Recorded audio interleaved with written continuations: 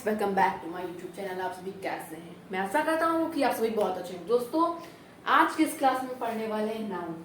मैंने पिछली वीडियो में आपको बताया था पार्ट्स ऑफ स्पीच, जिसकी मैंने डिफिनीशन आपको बताए थे, उसके पार्ट्स आपको बताए थे, और उसके जो पार्ट्स थे उसमें पहला था नाउन। मैंने आपको बताया था मैं एक एक टॉपिक लेकर के आपको पढ़ाऊंगी जितने पार्ट्स है उसमें। वो जो नाउन पहला था पार्ट, मैंने सोचा इस पर भी एक वीडियो बनाऊंगा, और मैं ये भी कह रहा हूँ कि जितने एक पार्ट्स थे उस पर भी मैं एक एक वीडियो बनाऊंगा। ये मैंने लिया है नाउन, क्यों? क्योंकि ये फर्स्ट नंबर पे था। तो दोस्तों, मैं इस वीडियो की शुरुआत करने से पहले आपको मैं कुछ लाइनें बता देना चाहता हूँ कि आप ये एपीजे अब्दुल कलाम ने, इनका पूरा नाम आप लोगों को पता है? एपीजे अब्दुल कलाम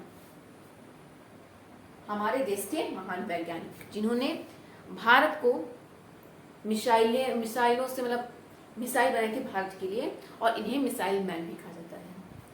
तो दोस्तों, मुझे ये बताइए कि एपीजे अब्दुल कलाम का आपको पूरा नाम पता है? कमेंट करिए। नहीं पता? अगर पता है बहुत बढ़िया बात, अगर नहीं पता तो मैं आपको बता दे रहा हूँ।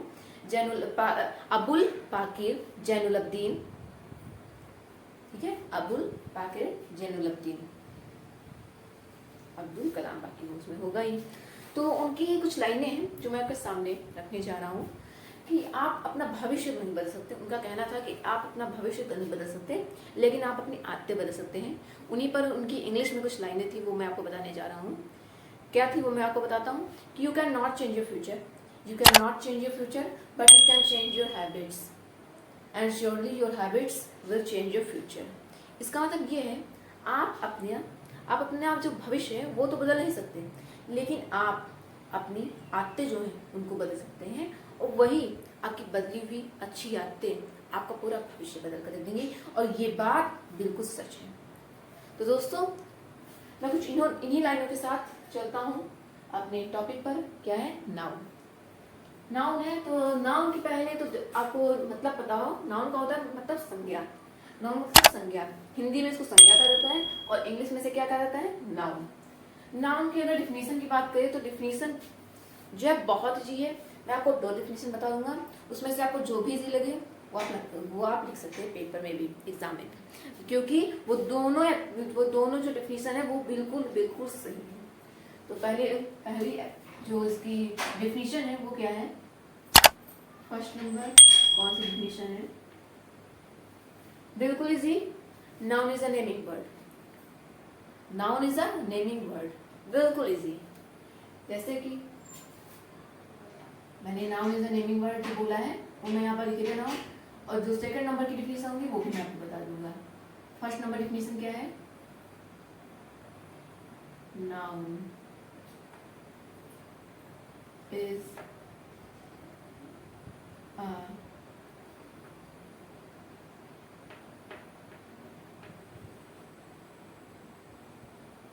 Naming word.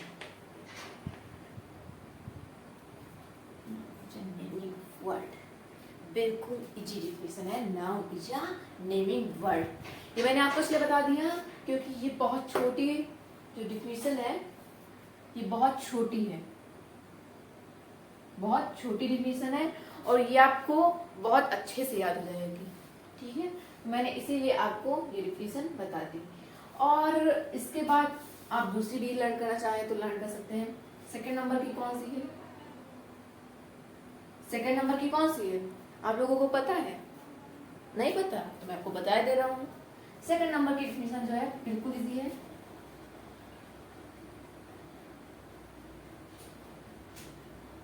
मैं आपको पहले बता दूं फिर लिखूंगा। Noun is the name of person, place और थिंग इज कॉल्ड नाउन। बिल्कुल इजी। क्या है? Noun is the name of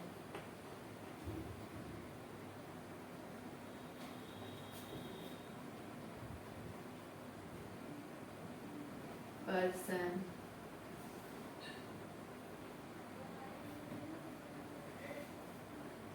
place,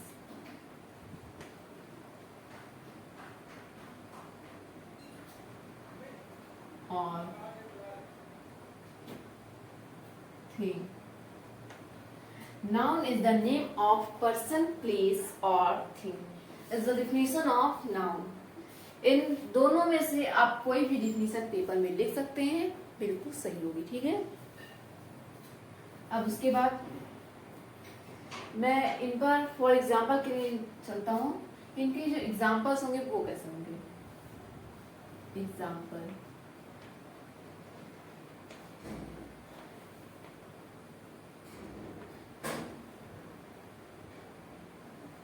example में क्या आप लिख सकते हैं, जैसे कि पर्सन, प्लेस और थिंग, या पर्सन, प्लेस, एनिमल, कुछ भी लिख सकते हैं। तो पर्सन, पर्सन में आप क्या लिख दीजिए, जैसे कि राम लिख दीजिए या सीता लिख दीजिए, एनीथिंग, राम।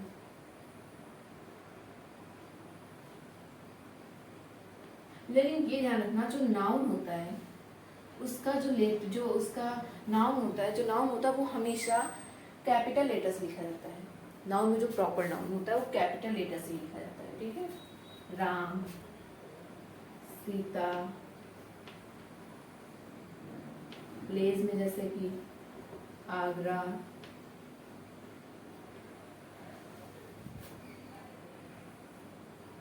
आगरा के बाद यही लिख दीजिए सीतापुर।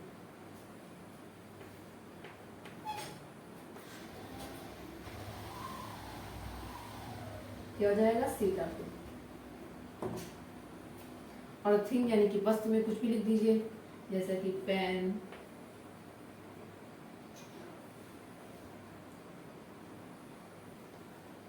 बुक,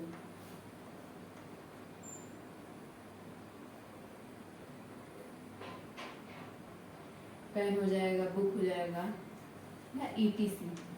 आप ईटीसी हम लोग जो लगाते हैं वो किस लिए लगाते हैं, क्योंकि जो भी यूज वर्ड होता है उसका कोई तो मतलब होता होगा, वो किस लिए लगाया जाता है, ये कहाँ पर लगाया जाएगा, या इसका मतलब क्या होता है, इसका फुल फॉर्म क्या होता है, आपने शॉर्ट फॉर्म में लिखा है, फिर फुल फॉर्म इसका है। मैं आपको बता देना चाहता हूँ कि जो ईटीसी है, ईटीसी जो होता है, जैसे कि मैंने एग्जाम्पल लिखा, तो एग्जाम्पल जैसे नाउन है, तो नाउन के एग्जाम्पल बहुत से हैं, तो आप कहाँ तक लिखेंगे, तो आपने 3 लिख दी एग्जाम्पल, 4 लिख दी एग्जाम्पल, उसके बाद ईटीसी लगा दिया।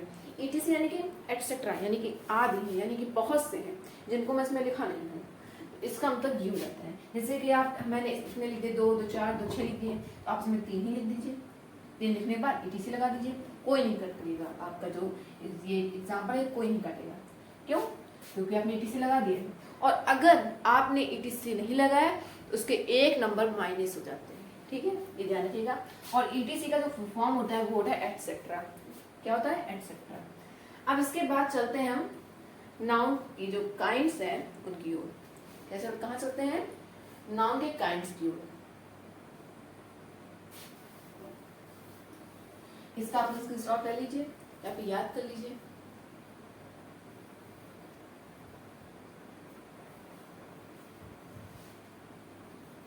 अभी देश के दे रहा हूँ।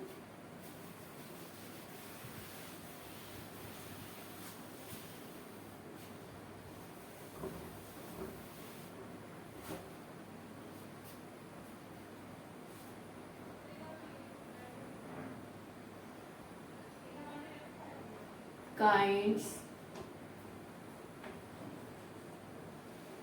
of noun। क्या, काइंड्स ऑफ नाउन। कितने होते काइंड्स, काइंड्स कितने होते हैं, 5 होते हैं। कितने, 5। तो आप क्या लिखिए, यहाँ पर क्या लिखेंगे, यहाँ पर लिखेंगे there are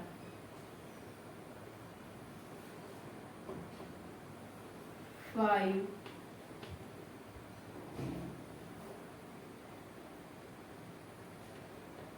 kinds of noun। There are 5 kinds of noun। उसके बाद आप क्या लिखेंगे, उसके बाद आप यहाँ पर लिखेंगे कौन कौन से हैं, वो यहाँ पर लिखेंगे, पहला, दूसरा, तीसरा, चौथा, और ये रहेगा 5वां, यानी कि लास्ट। इसमें पहला क्या रहेगा, फर्स्ट नंबर पे क्या था, प्रॉपर नाउन, क्या रहेगा, proper noun. And second number पर कॉमन नाउन, थर्ड नंबर पर कलेक्टिव नाउन, फोर्थ पर मटेरियल नाउन, और फाइव पर एब्स्ट्रैक्ट नाउन। फर्स्ट नंबर पे क्या था, proper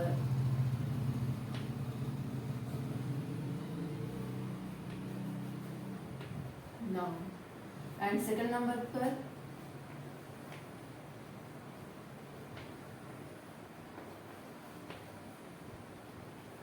common noun, third number पर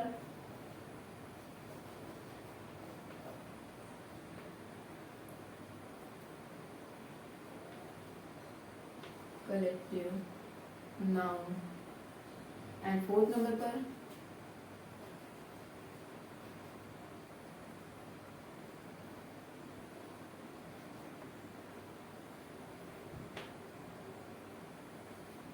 मटेरियल नाउन,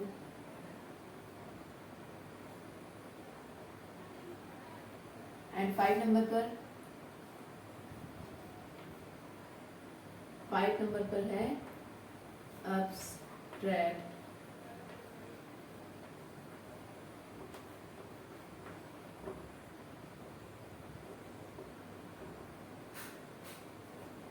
एब्स्ट्रैक्ट नाउन। क्या है, प्रॉपर नाउन, फिर कॉमन नाउन, फिर कलेक्टिव नाउन, मटेरियल नाउन, फिर एब्स्ट्रैक्ट नाउन। ये क्या हुए, काइंड्स ऑफ नाउन। कितने, 5, proper noun, common noun, collective noun, material noun, abstract noun. बिल्कुल इजी, हो सकता है आप लोगों को समझ में आ गया होगा।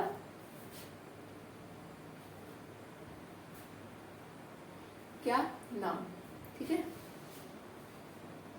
तो मैं प्रॉपर नाउन जो है उसके मैं आपको काइंड्स बता दे रहा हूँ, मतलब काइंड्स का, प्रॉपर नाउन के काइंड्स तो होते नहीं है, इसके एग्जांपल, इसके एग्जांपल, इसके एग्जांपल, इसके एग्जांपल, इसके एग्जांपल, यानी कि इन सभी के मैं आपको क्या बताऊंगा, एग्जांपल बताऊंगा, ठीक है। तो प्रॉपर नाउन का एग्जांपल क्या होता है, जैसे कि पार्टिकुलर पर्सन, यानी कि एक विशेष व्यक्ति, वस्तु, स्थान, प्राणी अथवा भाव तो होगा नहीं, प्राणी, ठीक है, किसी व्यक्ति जो विशेष हो, व्यक्ति, वस्तु, ठीक है, स्थान, प्राणी। तो जैसे मैंने यहाँ पर प्रॉपर में लिख दिया, राम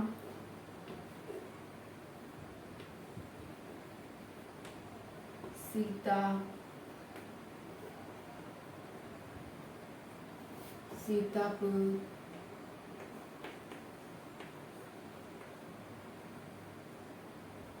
ETC, ठीक है। अब इसके बाद कॉमन नाउन में जैसे कि होता है कि आप उसमें, जैसे कि कॉमन नाउन में होता है क्या, गर्ल में जो होता है वो देखिए, जो गर्ल्स है उसमें, गर्ल में आपको ये तो लिखा नहीं जा रहा कि सीता लड़की है, लेकिन यहाँ पर सीता है और यहाँ पर नाम ना होकर किसी गर्ल बताया जाएगा, तो वो जो गर्ल है वो कॉमन नाउन में आ जाएगा। और ये जैसे कि गर्ल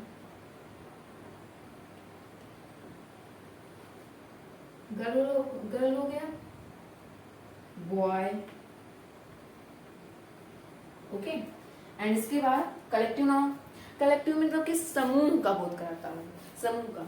आप लोग जहाँ पढ़ते होंगे उसको आप लोग कहते होंगे क्लासरूम, कहते हैं कि नहीं, या क्लास कहते हैं, तो वही आपका क्या हो जाएगा, कलेक्टिव नाउन। अब हमारे देश की जो सेना है उसको आप लोग इंग्लिश में क्या कहते हैं, आर्मी कहते हैं, तो वही इसमें क्या हो जाएगा, कलेक्टिव नाउन आ जाएगा। अच्छा, इसमें ये बताइए, इसमें मैंने यहाँ पर अगर आप इस तरह लिखेंगे तो आपके नंबर माइनस होंगे कि नहीं होंगे, बताइए, नंबर माइनस होंगे या नहीं होंगे, नंबर माइनस होंगे, क्यों, क्योंकि यहाँ पर आपने ETC नहीं लगाया है, ETC नहीं लगाया, इसका मतलब है कॉमन नाउन जो होता है बस 2 भी होते हैं, गलत, बहुत से होते हैं, इसलिए यहाँ पर आप क्या लगा दीजिए, ETC। उसके बाद है कलेक्टिव नाउन, कलेक्टिव नाउन में आपका आ जाएगा, जैसे कि आर्मी, अभी आपको बताया है आर्मी, एंड सेकंड नंबर पे जैसे कि आर्मी या क्लास कह सकते हैं, एंड ETC लगा दीजिए। एंड इसके बाद material noun, material noun, material noun जो है उसको सुनते ही आपको पता चल जाएगा मटेरियल यानी कि कोई धातु, समझ लोगे धातु। तो जैसे कि मटेरियल नाउन में गोल्ड, गोल्ड लिख सकते हैं, एंड उसके बाद वाटर लिख सकते हैं, गोल्ड है वाटर है।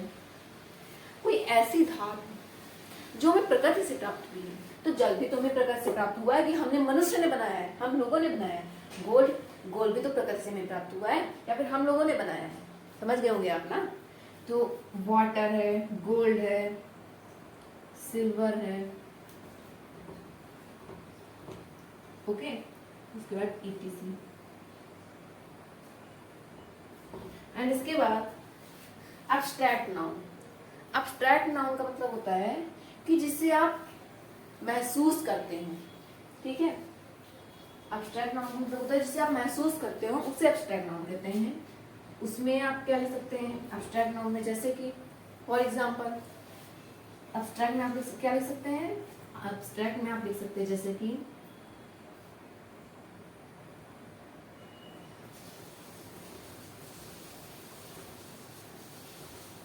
ऑनेस्टी, ईमानदारी, ओके, काइंडनेस,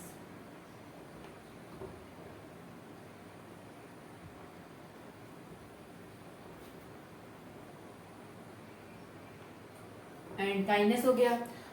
और उसके बाद एयर यानी कि हवा या वायु, और आप ETC लगा लीजिए। अब यहाँ पर मैंने ये जो लिखा है इसका मतलब ये जो ऑनेस्टी है यानी कि जो दयालुता है या ईमानदारी है, ऑनेस्टी में से ईमानदारी, काइंडनेस में दयालुता। ऑनेस्टी जो है क्या उसे आप देख सकते हैं, उसे महसूस कर सकते हैं कि उसके पास कितनी ईमानदारी है, उसे देख तो सकते हैं। काइंडनेस है, काइंडनेस को आप देख नहीं सकते लेकिन आप इसको महसूस कर सकते हैं कि हाँ ये दयालु व्यक्ति है, ओके। तो इसी तरह काइंड, एयर, एयर भी इसी तरह है। तो फिर दोस्तों ये क्या रहा मेरा टॉपिक नाउन, जो कि मेरा क्लियर हो चुका है। तो दोस्तों मिलते हैं नेक्स्ट वीडियो में, तो चलिए जय हिंद, जय भारत। स्क्रीनशॉट लेना मत भूलिएगा, मेरे चैनल को सब्सक्राइब करना बिल्कुल मत भूलिएगा। पसंद आए वीडियो लाइक कीजिएगा, शेयर कीजिएगा और कमेंट बताइएगा ये वीडियो कैसे लगी। मिलते हैं नेक्स्ट वीडियो में, तब तक जय हिंद, जय भारत।